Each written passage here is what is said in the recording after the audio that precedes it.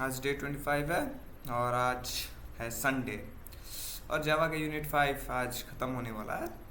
इसमें टॉपिक्स देखने वाले हैं जैसे मल्टी थ्रेडिंग हो गया, फाइल हैंडलिंग हो गया और एप्लेट्स के बारे में जानेंगे। ठीक है, इसमें क्रिएटिंग थ्रेड्स, सिंक्रोनाइजेशन हो गया, file handling using file reader, file writer and buffer classes, introduction to applets देखेंगे। ठीक है, अब देखते हैं creating threads in Java. Java में थ्रेड कैसे क्रिएट कर सकते हैं। अलाउडिंग जावा to create concurrent programs using threads enable to execute multiple tasks simultaneously।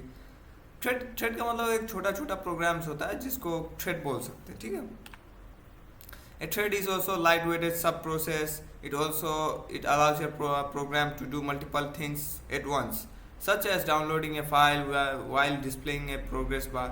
मतलब थ्रेड एक it is a collection of small प्रोग्राम्स, नहीं स्मॉल प्रोसेस बोल सकते हैं। It is a collection of small process जो एग्जीक्यूट कर सकता है। जैसे कि एक काम हो रहा है तब भी दूसरा काम हो सकता है, तो ये मल्टीपल थिंग्स एट वंस कर सकता है। ठीक है, जैसे ways to create threads in Java. Java में थ्रेड कैसे क्रिएट कर सकते हैं, जैसे extending a the thread class. अब थ्रेड क्लास का यूज़ करके हम थ्रेड को क्रिएट कर सकते हैं। जैसे you can create a thread by extending the thread class overriding its run method. आप रन मेथड का यूज़ करके ओवरराइडिंग कर सकते हैं और थ्रेड क्लास को क्रिएट कर सकते हैं।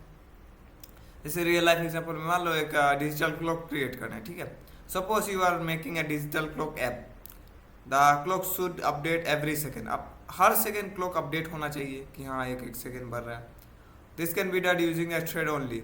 आप इसका यूज़ करके मतलब थ्रेड का यूज़ करके इस चीज़ को बनाया जा सकता है। तो देखो प्रोग्राम बना हुआ है, क्लास थ्रेड एक्सटेंड मतलब क्लॉक नाम का क्लास बनाया, उसको एक्सटेंड करिए थ्रेड से। ठीक है, उसका पब्लिक वॉइड मेन, उसके बाद 1 इज इक्वल फॉर लूप लगा दिया, 1 स्लाइस कर दिया, उसके बाद 1 इज ग्रेटर इक्वल टू 5 हो गया। उसके बाद I++, उसके बाद क्या क्लिकिंग हो गया, क्लॉक टिकिंग हो गया, तो 1 + 1 पर सेकेंड, एक सेकेंड में हर सेकेंड वो बढ़ते जाएगा। उसके बाद स्लीप दे दिया 1000, वेट फॉर 1 सेकेंड्स। अब ये कैच करेगा, फिर उसको प्रिंट करेगा, फिर उसका पब्लिक स्टेटमेंट। ठीक है, उसका इम्प्लीमेंटिंग द रनेबल इंटरफेस। अब रनेबल इंटरफेस क्रिएट करने के लिए क्या, to instead of extending thread, मतलब थ्रेड को एक्सटेंड करने से अच्छा हम रनेबल इंटरफेस यूज कर सकते हैं और पास एन ऑब्जेक्ट इन थ्रेड। मतलब थ्रेड को क्रिएट करने के लिए दो तरीके होते हैं। एक होता है थ्रेड इंपोर्ट करना, या फिर उसमें होता है रनेबल इंटरफेस का यूज करना। जैसे बैकग्राउंड म्यूजिक प्लेयर बना लिया, तो एक game might play background music while the user interface with the interface. ठीक है, background music runs in A separate thread. अब बैकग्राउंड म्यूजिक है तो वो अलग थ्रेड में रन करेगा, तो इसके लिए अलग प्रोग्राम दे, इसलिए इम्प्लीमेंट्स कर दिया रनेबल में। ठीक है, उसके बाद class music player implements runnable, उसके बाद पब्लिक वॉइड में रन आ गया, तो फिर फॉर लूप लगा के ऐसे इनिशियलाइज कर दिया, उसके बाद वैल्यू 5 से ग्रेटर दे दिया, उसके बाद I++, उसके बाद प्रिंटिंग में कर दिया म्यूजिक रनिंग प्लेइंग म्यूजिक, उसके बाद उसका स्लिप दे दिया 1000। ठीक है, फिर बाद में उसको प्रिंट करा दिया। ठीक है, उसको पब्लिक स्टैटिक वॉइड में लगा दिया, उसका तो उसको ऑब्जेक्ट को कॉल कर लिया, उसका थ्रेड न्यू थ्रेड को बना लिया। ठीक है, तो उसका स्टार्ट कर दिया। अब रनेबल और थ्रेड में क्या डिफरेंस होता है, जैसे दोनों के फीचर्स देखे जाए तो एक होता है इनहेरिटेंस होता है। इनहेरिटेंस देखा जाए तो क्या, थ्रेड क्लास में cannot extend any other classes. Thread class में कोई और क्लासेस एक्सटेंड नहीं किया जाता। रनेबल में क्या, इम्प्लीमेंट अदर इंटरफेस, इसमें अदर इंटरफेस इम्प्लीमेंट करने आ जाता है।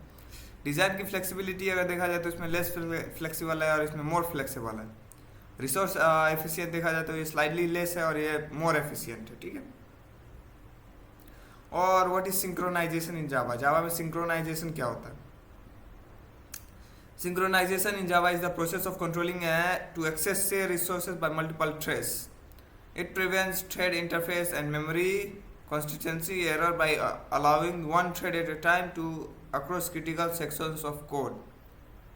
अब सिंक्रोनाइज क्या होता है, जैसे ये प्रोसेस को कंट्रोल करना होता है। जैसे रिसोर्स अगर कोई थ्रेड में भेजा जा रहा है तो ये 1 by 1 करके काम करेगा, एक थ्रेड एक टाइम पे ही एग्जीक्यूट करेगा। इसको सिंक्रोनाइजेशन बोलते हैं।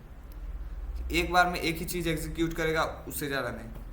ठीक है, इसलिए it is ensure that data consistency and thread safety in multi thread environments.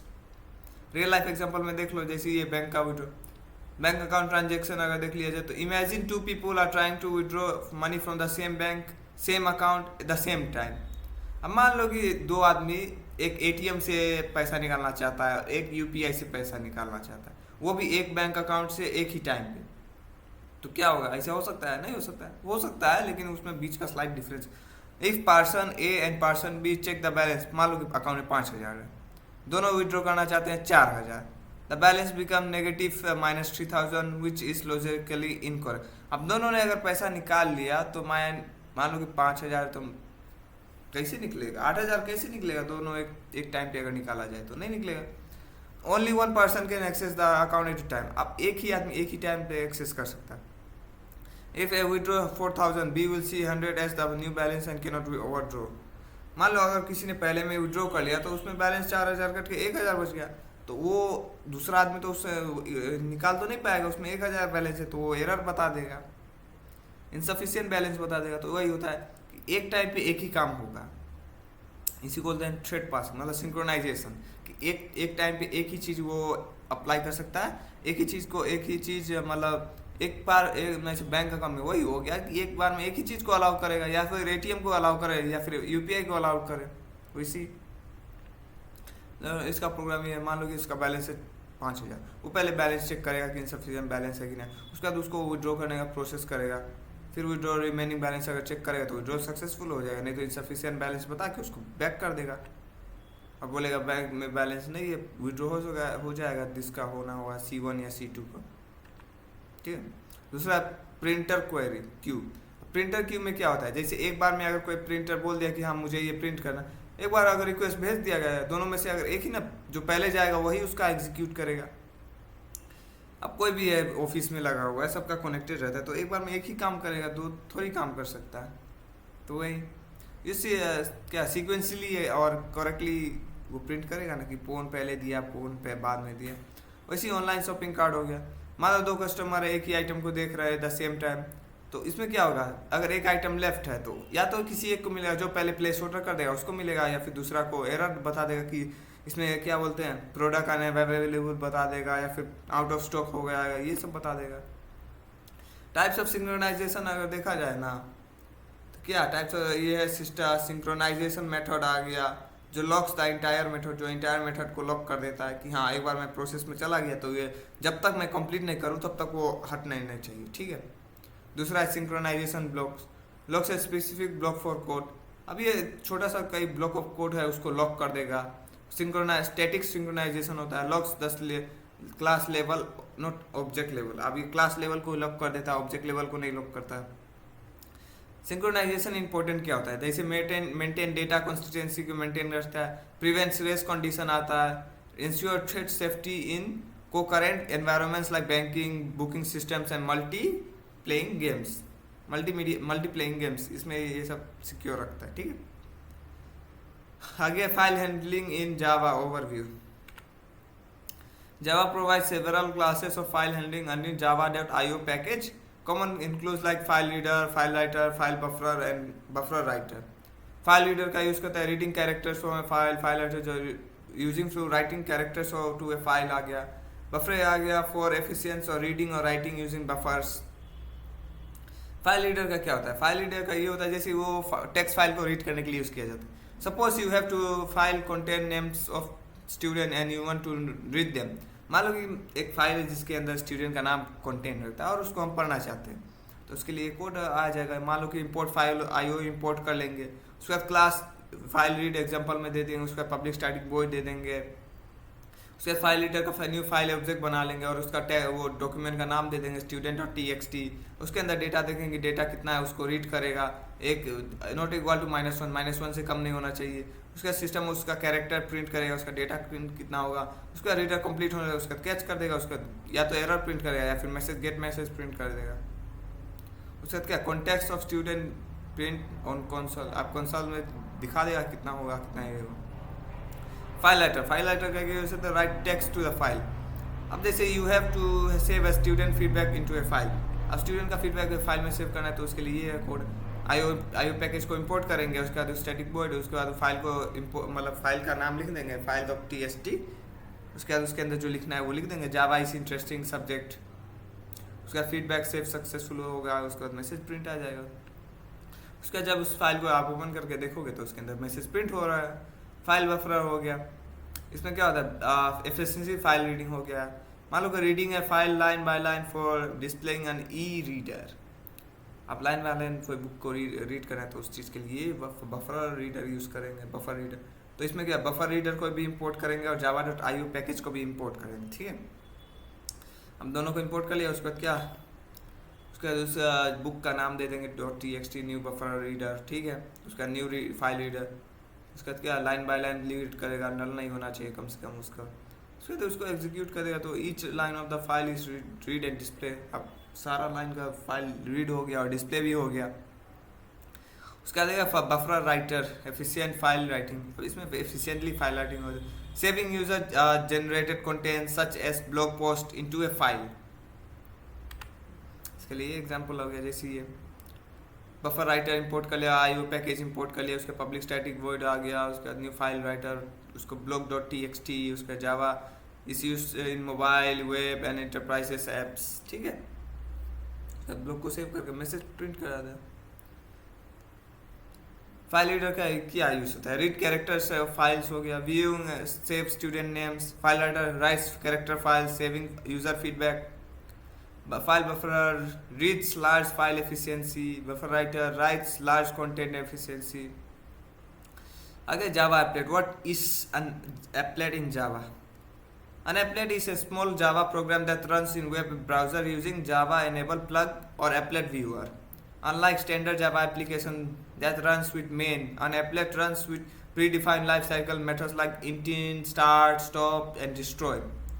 Applets are defined using java.applet package class, java.applet class, ठीक है। और ये java.swing.j for GUI graphics user interface के लिए। जैसे एप्लेट के फीचर्स अगर देखा जाए तो क्या होता है, ये ब्राउज़र पे रन करता है या फिर एप्लेट व्यूअर पे रन करता है। इसमें मेन मेथड की रिक्वायरमेंट नहीं होती है, इसमें ग्राफिकली या फिर इंटरेक्टिव कंटेंट प्रिंट व्यू कर सकते हैं। और इसमें AWT या स्विंग लाइब्रेरी का यूज़ करते हैं GUI एलिमेंट्स के लिए, ठीक है। रियल लाइफ एग्जांपल में देखा जाए तो ऑनलाइन गेम्स के लिए small puzzles and cards embedded in a website. Applet का रोल क्या होता है, handling animation, mouse events and regarding graphics हो गया। स्टॉक ट्रैकर एप्लेट का यूज करते हैं, so real time stock package using graphical elements like charts.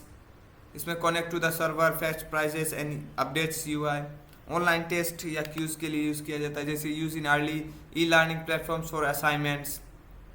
इसमें आंसर कलेक्ट करता है, कैलकुलेट स्कोर करता है एंड गिव्स रिजल्ट इंस्टेंटली, ठीक है। उसका लाइव चैट एप्लेट हो गया, जैसे टेक्स्ट बेसिस सपोर्ट और group chat embedded in web pages आ गया, जैसे एप्लेट ये सेंड और receive data in network update chat window. इसका बेसिक कोड अगर देखा जाए तो ये इंपोर्ट द java.applet, उसके बाद AWT ग्राफिक्स भी इंपोर्ट कर सकते हैं। उसके बाद public.hello.extend एप्लेट हो गया, उसका पब्लिक बोर्ड ग्राफिक्स डी, उसका drawing D, hello from applet 50-50, उसका देंगे साइज कितना साइज का होगा। उसके बाद उसके HTML कोड के अंदर रन करेंगे तो उसको एप्लेट को इंपोर्ट कर लेंगे HTML कोड, उसके बाद उसको व्यू कर देंगे तो वो ब्राउजर पे डिस्प्ले करा देगा या फिर एप्लेट व्यूअर पे डिस्प्ले करा देगा। जैसे इंटिन का यूज़ क्या होता है, call when the applet is first loaded. अब इसका यूज़ करते हैं जब एप्लेट फर्स्ट लोडेड हो जाता है। उसका स्टार्ट कॉल आफ्टर इंटिन और व्हेन एप्लेट रिज्यूम, ठीक है। उसके बाद आगे पेंट का यूज़ करते हैं जो ड्राइंग है द ग्राफिक्स। उसके बाद स्टॉप होता है when the applet is post, destroy when the applet is unloaded. Applets are outdated in modern web development and have been detected in Java 9 and removed in Java 11 due to browser security and compatibility issue. Today, developers use JavaScript, HTML5 and web frames for such features. अब पहले applet का use किया जाता था, अभी तो HTML CSS JavaScript का use करते हैं फ्रंट एंड में। पहले इसका यूज़ किया जाता था, अब बहुत पुराना हो गया, इसका ज़्यादा कुछ यूज़ नहीं होता। पर्पस देखा जाए तो create interactive web contents using Java हो गया, रन्स इन वेब ब्राउजर और एप्लेट व्यूअर। जैसे एग्जांपल में games, puzzles, live tickets, current state are departing in modern Java various. Just यही था, तो बस खत्म हो गया डे 25 जावा। अब तो बस एग्जाम का इंतजार, ठीक है। तो मिलते हैं आपसे एग्जाम वाले दिन 2 तारीख को। तो आज के लिए इतना ही, बस बाय बाय, जय हिंद, वंदे मातरम।